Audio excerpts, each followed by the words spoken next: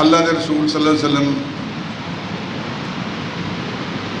جمعرات والے دن بیٹھے،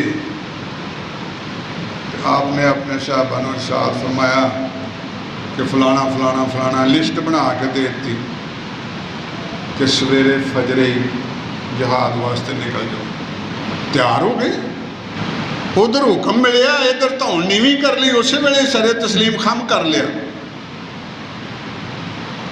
اگلے دن جمعہ سی، اللہ کے رسول جمعے دا خطبہ ارشاد فرما لے تے جیڑا بندہ اس دستے دا سردار مقرر کیتا سی، سپاہ سالار مقرر کیتا سی، وہ جمعہ پڑھن گیا۔ آپ دی نظر پئی، فارغ ہو کے تم سدے انہاں کہا تیرا نام لسٹ وچ لکھیا نہیں سی؟ جی یا رسول اللہ لکھے۔ وہ تو گیا کیوں نہیں؟ یہ عقیدت دی گل دسن لگا، انہیں آکھیا عرض کیتی یا رسول اللہ میں تیار ہاں، میرا گھوڑا تیار ہے، سامان تیار ہے، میں صرف اتوں نماز پڑھ کے جاندے گھوڑے تے بہ جانا، جڑے سویر دے ترے نے میں انہوں نے ہنے جا کے مل پینا۔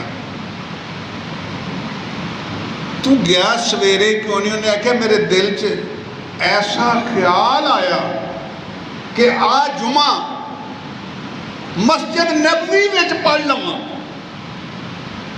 آج جمعہ میں اپنے پیغمبر دی جماعت دے پیچھے پڑھ لواں، آپ دی امامت وچ جمعہ پڑھ لواں، آپ دیاں کو گلاں سن لواں، پتہ نہیں مڑ کے آپ دا دیدار نصیب ہونا ہے کہ نہیں، پتہ نہیں مڑ کے مسجد نبوی چ نماز نصیب ہونی ہے کہ نہیں۔